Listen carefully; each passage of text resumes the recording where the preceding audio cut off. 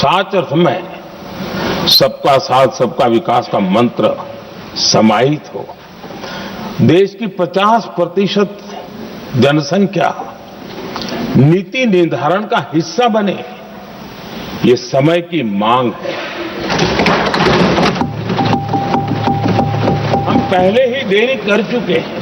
कारण कोई भी होंगे, जिम्मेवार कोई भी होंगे, लेकिन इस सच्चाई को हमें स्वीकार करना होगा कि जब हम अकेले मिलते हैं तब मानते हैं हाँ यार, लेकिन जब सामूहिक रूप से मिलते हैं, मुझे याद है कि जैसे इसकी प्रक्रिया चली थी, सभी दलों से मिलना हुआ है, एक दल को छोड़ करके जिन जिन से मिलना हुआ है, हर एक ने सैद्धांतिक विरोध नहीं किया है। बाद में जाकर के जो कुछ भी हुआ होगा, राजनीतिक दिशा पकड़ी जा रही है, लेकिन जो राजनीतिक दिशा में ही सोचते हैं, मैं उनको भी एडवाइज करना चाहूंगा, एक मित्र के रूप में एडवाइज करता हूं और सबको काम आएगी।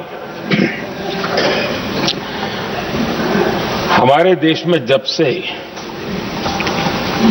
विमेन रिजर्वेशन को लेकर के चर्चा हुई है और उसके बाद जब जब चुनाव आया है, तो हर चुनाव में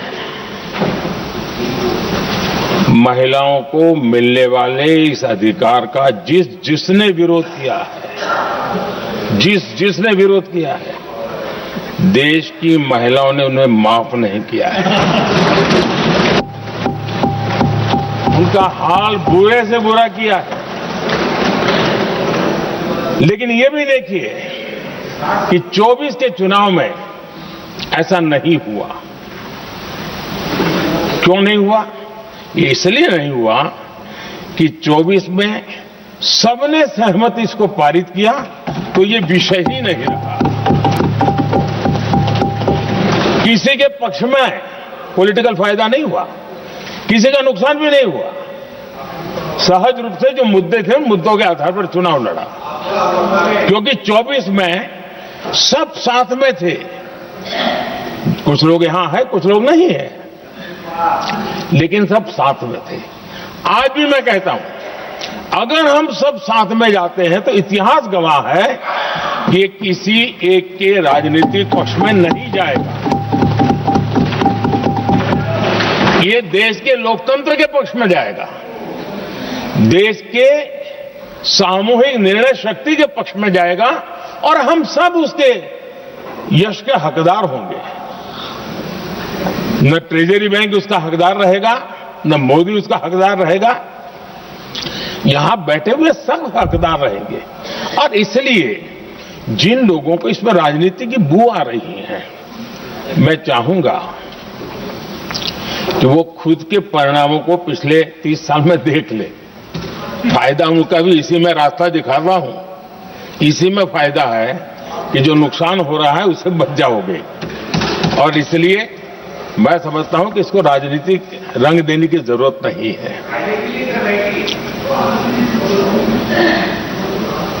आदरणीय अध्यक्ष जी, मुझे याद है तब तो मैं शासकीय व्यवस्था की राजनीति में नहीं था, मैं एक संगठन के कार्यकर्ता के नाते काम करता था। उस समय एक चर्चा सुनने को मिलती थी गलियारों में कि देखिए ये कैसे लोग हैं,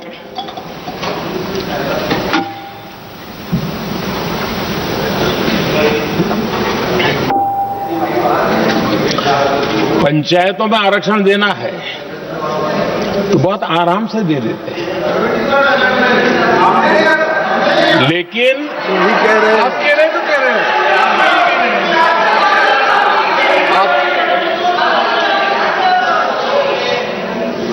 पंचायतों में आरक्षण देना है तो आराम से देते हैं, क्योंकि उसमें उनको खुद का पद जाने का डर नहीं लगता है। उसको लगता है हम सुरक्षित यार वहां दे दो। ये उस समय गलियारों में बहुत चर्चा थी कि बोले कभी नहीं करेंगे यहां बैठे हुए। क्यों? क्योंकि उनका कुछ जाएगा। और इसलिए और बगे पंचायत का हो जाता है, 50% तक पहुंच गए। मैं राजनीतिक दृष्टि से और भी एक बात समझाना चाहता हूं साथियों। आज से 25 साल 30 साल पहले जिसने भी विरोध किया तो विरोध राजनीतिक सतह से नीचे नहीं गया था। आज ऐसा समझने की गलती मत करना। पिछले 25-30 साल में ग्रास रूट लेवल पे पंचायती चुनाव व्यवस्थाओं में जीत करके आई हुई बहनों में एक पॉलिटिकल कॉन्शियसनेस है। वे ओपिनियन मेकर हैं ग्रास रूट लेवल पे। 30 साल पहले वो शांत रहती थी, बोलती नहीं थी, समझती थी, बोलती नहीं थी। आज वो वोकल है और इसलिए अब जो भी पक्ष विपक्ष होगा, वो जो लाखों बहनें कभी न कभी पंचायत में काम कर चुकी है, प्रतिनिधित्व कर चुकी है, जनता के सुख दुख की समस्याओं को गहराई से देखा है, वो आंदोलित है। वो कहती हैं कि झाड़ू कचरा वाले काम में तो हमें जोड़ देते हो, वो तो परिवार में भी पहले होता था, अब हमें निर्णय प्रक्रिया में जोड़ो। और निर्णय प्रक्रियाएं विधानसभा में और पार्लियामेंट में होती है।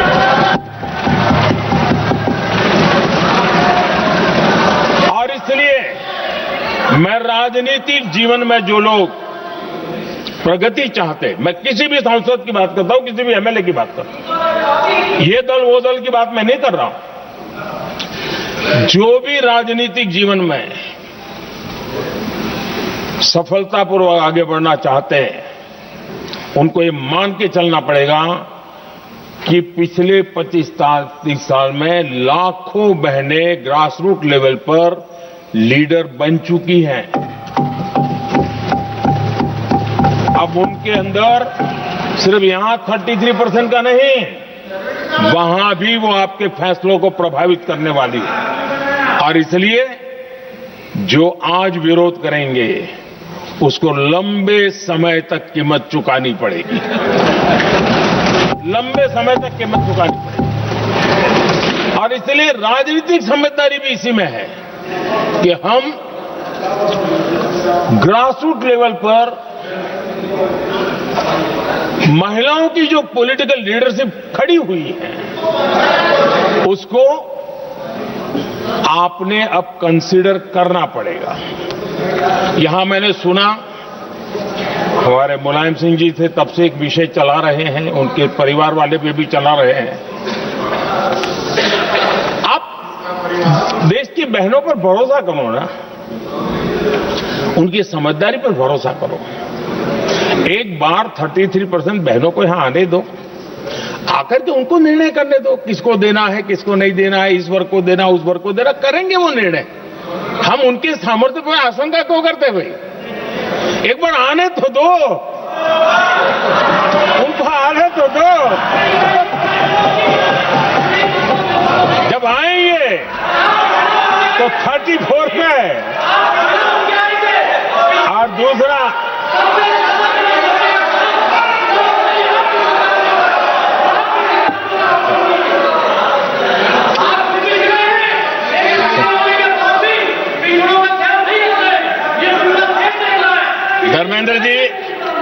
धर्मेंद्र जी, मैं आपका बहुत आभारी हूं कि आपने मेरी पहचान करा दी। ये बात सही है, मैं अति पिछड़े समाज से आता हूं।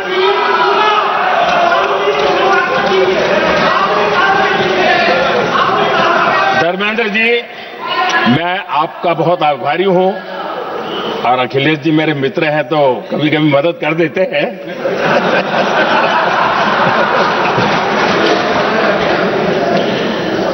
ये बात सही है कि मैं अति पिछड़े समाज से आता हूं, लेकिन मेरा दायित्व समाज के सबको साथ लेके चलने का है, और यही मेरे संविधान ने मुझे यही रास्ता दिखाया है। मेरे लिए संविधान ही सर्वोपरि है, और इसलिए, और ये संविधान की ताकत है कि मेरे जैसा अत्यंत छोटे समाज का, अति पिछड़े समाज के व्यक्ति को इतना बड़ा दायित्व देश ने दिया।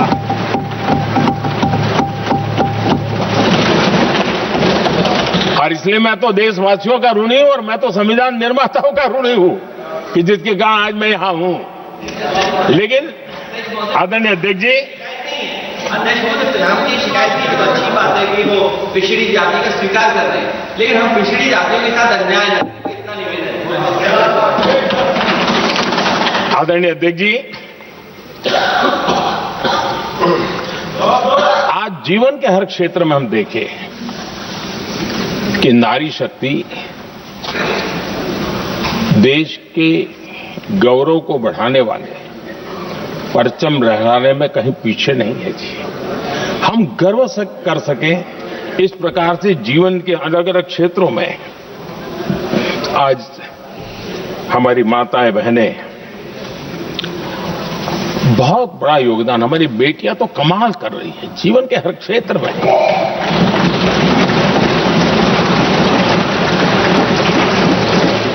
इतना बड़ा सामर्थ्य,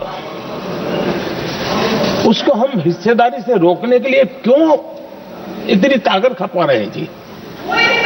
उनके जुड़ने से सामर्थ्य बढ़ने वाला है। और इसलिए मैं आज अपील करने आया हूं आपके पास कि इसको राजनीति के तराजू से मत तोलिए। ये राष्ट्रहित का निर्णय है।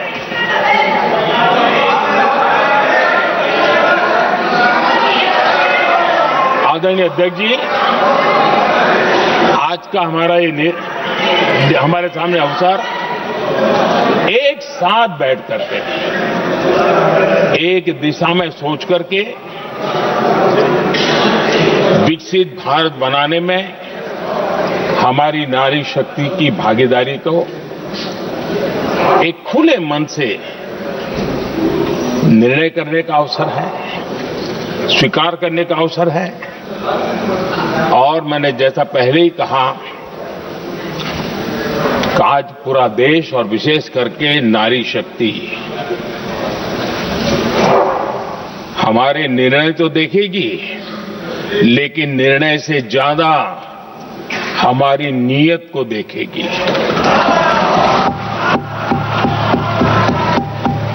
और इसलिए हमारी नीयत की खोट देश की नारी शक्ति कभी माफ नहीं करेगी।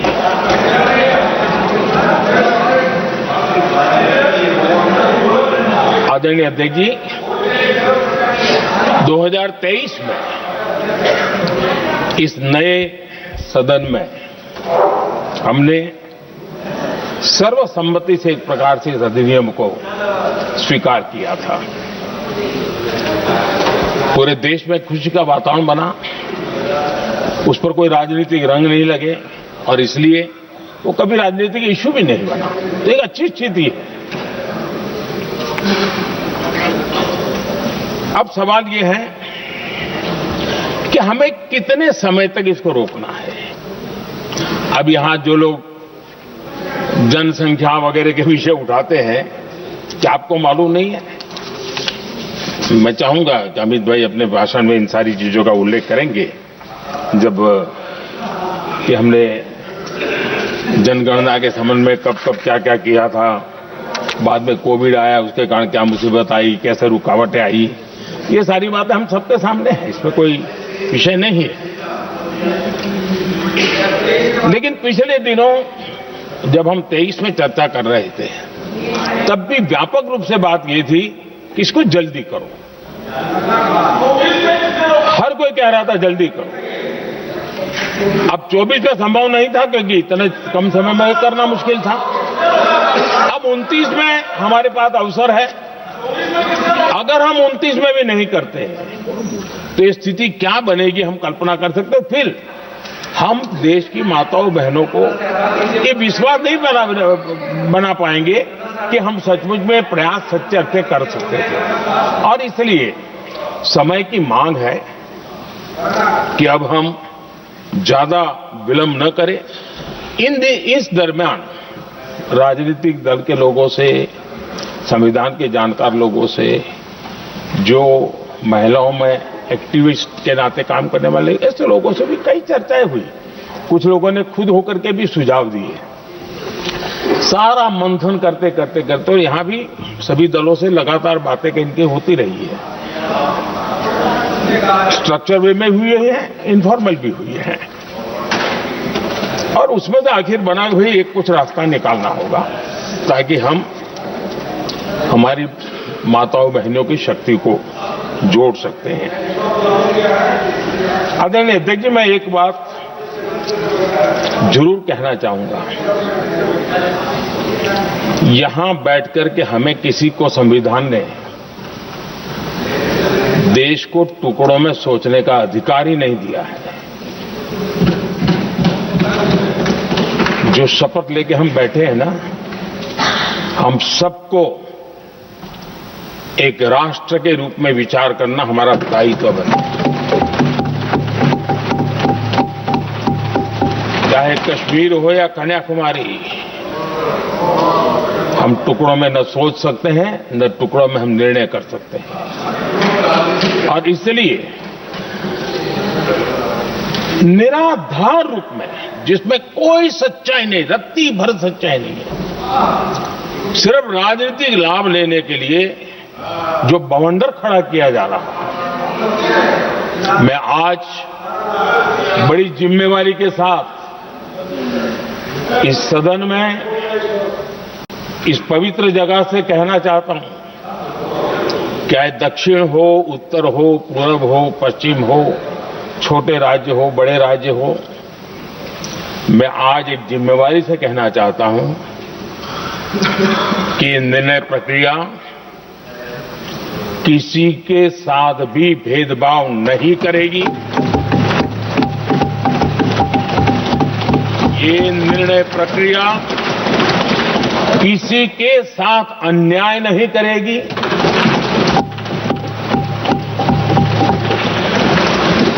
भूतकाल में जो सरकारें रही और जिनके कालखंड में जो परिसीमन हुआ और जो अनुपात उस समय से चला आ रहा है, उस अनुपात में भी कोई बदलाव नहीं होगा और वृद्धि भी उसी अनुपात में होगी।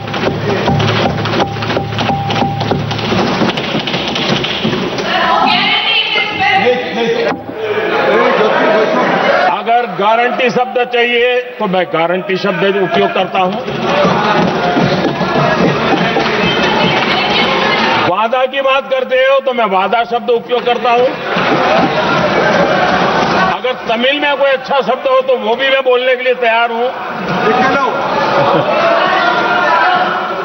क्योंकि जब नीयत साफ है तो फिर शब्दों का खेल करने की हमें जरूरत नहीं है जी।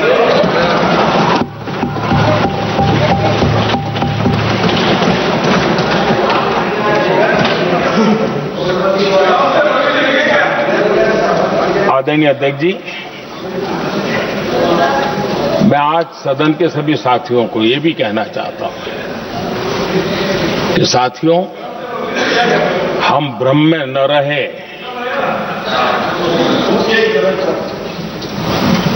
हम उस अहंकार में न रहे, और मैं हम शब्द प्रयोग कर रहा हूं। मैं और तुम की बात नहीं कर रहा हूं। मैं हम इस भ्रम में न रहे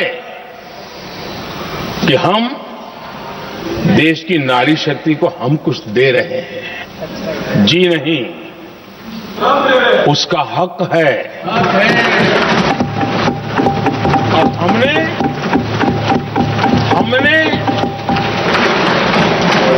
कई दशकों से उसको रोका हुआ है। आज उसका प्रायश्चित करके हमें उस पाप में से मुक्ति पाने का यह अवसर है।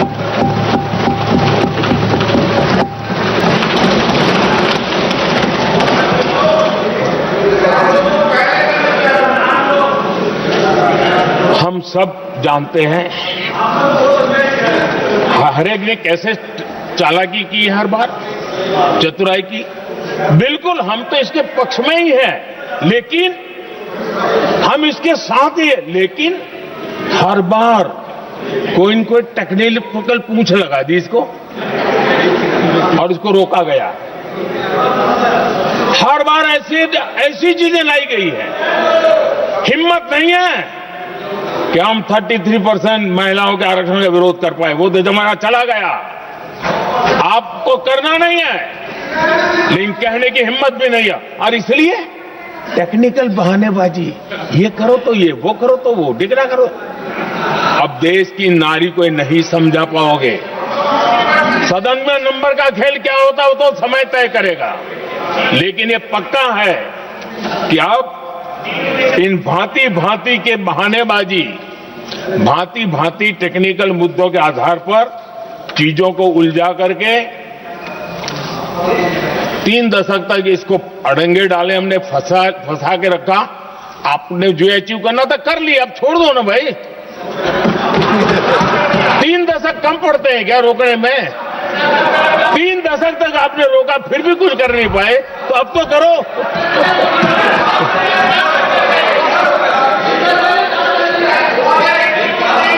आदरणीय अध्यक्ष जी,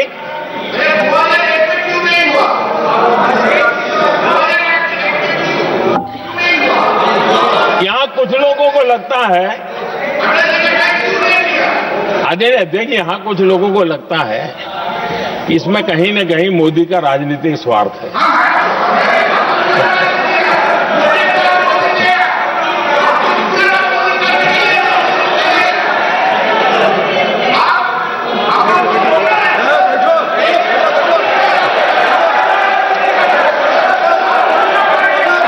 अरे भाई, इनको बोलने दीजिए, वहां पर बेचारे को मुंह पर ताला लगा हुआ है, बहुत बगल में कोई बोलने नहीं देता उसको।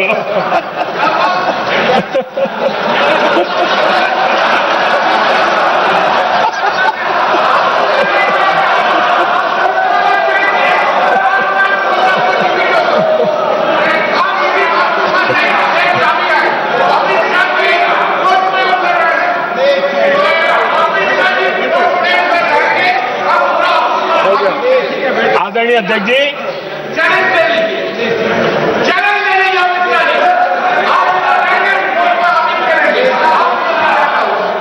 आदरणीय अध्यक्ष जी, देखिए, इसका अगर विरोध करेंगे तो स्वाभाविक है कि राजनीतिक लाभ मुझे होगा, लेकिन साथ चलेंगे तो किसी को भी नहीं होगा, ये लिख के रखो। किसी को नहीं रहेगा, क्योंकि फिर अलग पहलू हो जाता है, फिर किसी को फायदा नहीं होता। और इसलिए हमें क्रेडिट नहीं चाहिए। जैसे ये पारित हो जाए, मैं कल एडवर्टाइजमेंट दे करके सबका धन्यवाद करने के लिए तैयार हूं, सबकी फोटो छपवाने के लिए तैयार हूं। क्रेडिट आप ले लो, चलो। क्रेडिट की चिंता है क्या है जी, ले लो ना क्रेडिट। आपको जिसकी फोटो छपवानी है सरकारी खर्चे से हम करवा देंगे।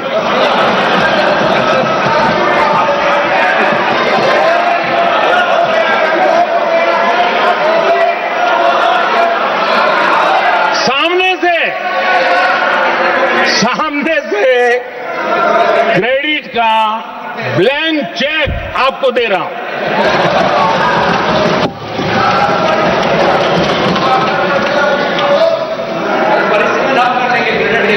आदरणीय अध्यक्ष जी,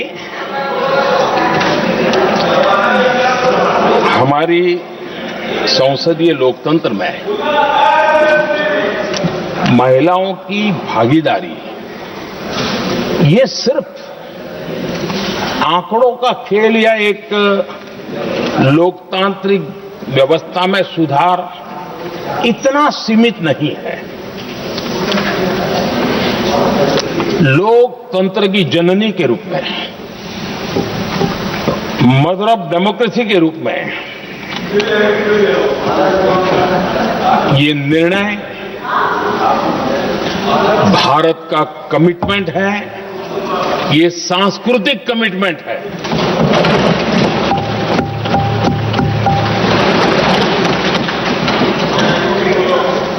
और इसी कमिटमेंट के कारण पंचायतों में ये व्यवस्था बनी और अब तो 20 से अधिक राज्य है जहां 50% हुआ है।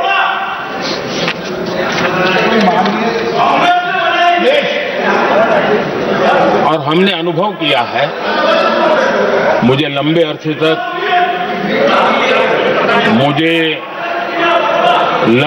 तक मुख्यमंत्री के रूप में सेवा करने का जनता ने अवसर दिया और उसी कालखंड में ग्रासरूट लेवल पर विमेन लीडरशिप को मैंने देखा है। मेरा अनुभव है कि संवेदनशीलता के साथ समस्याओं के समाधान में उनका कमिटमेंट बहुत ही परिणामकारी रहते थे, विकास की यात्रा को गति देने में रहते थे। और उस अनुभव के आधार पर मैं कहता हूं कि इस सदन में उनकी आवाज नई शक्ति बनेगी, नई सोच जुड़ेगी, देश की दिशा में एक संवेदनशीलता जुड़ेगी। तथ्य और तर्क के आधारों पर अनुभव जब जुड़ता है तब मैं समझता हूं उसका सामर्थ्य अनेक गुना बढ़ जाता है और सदन कितना समृद्ध हो।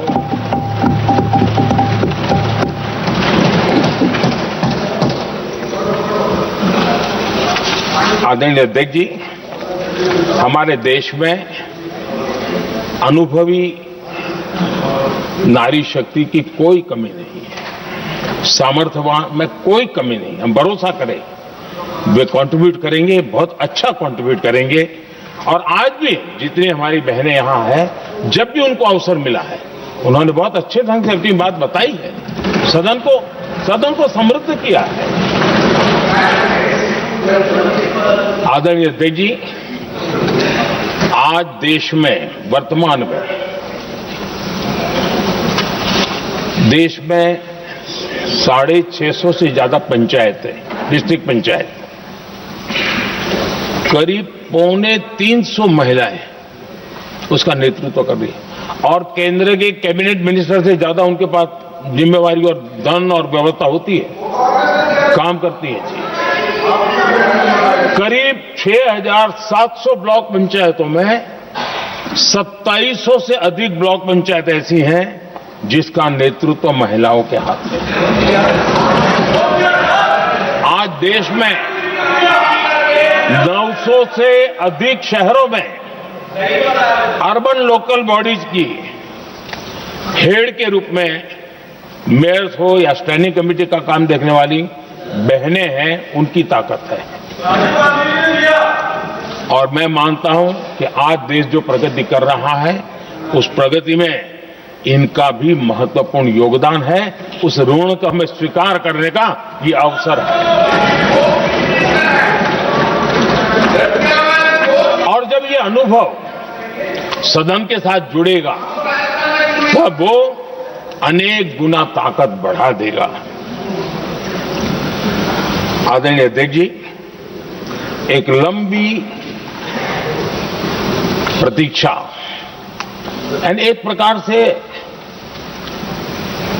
हम सबके लिए सवालिया निशान पैदा हो, ऐसी परिस्थिति हम ही लोगों ने पैदा की है। ये अवसर है कि हम पुरानी जो कुछ भी मर्यादाएं रही होगी, मुश्किलें रही होगी, उसे बाहर निकले, हिम्मत के साथ हम आगे बढ़े और नारी शक्ति का राष्ट्र के विकास में उनकी सहभागिता को हम सुनिश्चित करें। और मैं पक्का मानता हूं कि अगर आज हम मिलकर के निर्णय करते हैं, और मैं तो आग्रह करूंगा कि हमें सर्वसम्मति से इसको आगे बढ़ाना चाहिए। और जब सर्वसम्मति से बढ़ता है तो ट्रेजरी बेंच पर एक दबाव रहता है, उनको भी लगता है नहीं भाई सबका इसमें हक है, हर एक की बात मान के चलो, कोई नुकसान नहीं है। सामूहिक शक्ति से तो अनेक परिणाम हमें अच्छे मिलते हैं। आदरणीय अध्यक्ष जी, मैं ज्यादा समय न लेते हुए इतना ही कहूंगा कि इसको राजनीति के तराजू से न तोलें। हम जब भी कुछ निर्णय करने जा रहे हैं तो देश के इतने बड़े देश का आधा जिम्मा जो उठा रहे हैं उनका भी कोई हक बनता है यहां आने का, हमें रोकना नहीं चाहिए। और दूसरा, संख्या के संबंध में भी संख्या के संबंध में भी एक मत पहले से बनता आया था, चर्चा थी कि साहब ये जो है इनका कम मत करो, अधिक कर दो तो जल्दी हो जाएगा।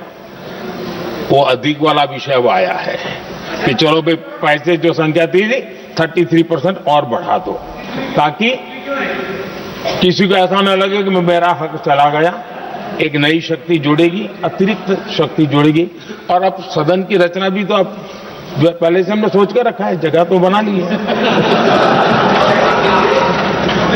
और आदरणीय अध्यक्ष जी, मैं लाइटर में मैं जरूर कहना चाहूंगा, हर एक के अपने राजनीतिक कारण होते हैं और पराजय का डर जरा हैरान करने वाला होता है, लेकिन अपने यहां जब कोई भी शुभ काम होता है उसको नजर न लग जाए, इसलिए काला टीका लगाने की परंपरा है। मैं आपका धन्यवाद करता हूं काला टीका लगाने के लिए। बहुत बहुत धन्यवाद।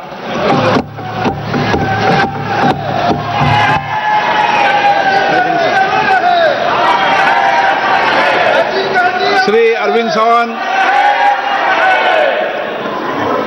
श्री अरविंद सावंत। बाप रे, क्या बात है। आज महिला नारी शक्ति वंदना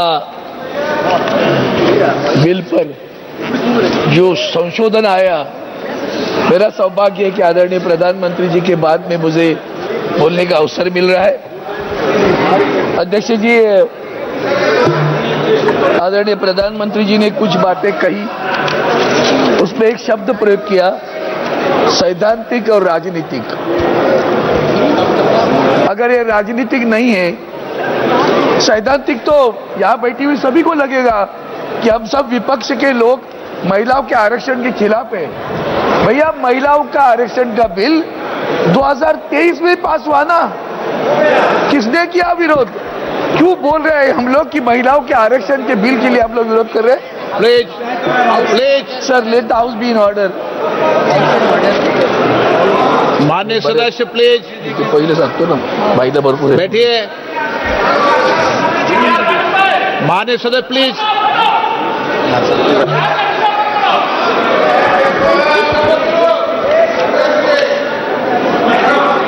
यहाँ बैठी हुई हमारी बहुत सारी बहनें आई है, जाई गई होगी पता नहीं, लेकिन उनके सामने एक बताया गया कि हम महिलाओं के आरक्षण के खिलाफ है। अध्यक्ष महोदय, हम महाराष्ट्र से आते हैं और महाराष्ट्र का इतिहास, छत्रपति शिवाजी महाराज जिसकी मां राजमाता जिजाऊ, उस जिजाऊ ने छत्रपति पर संस्कार किए।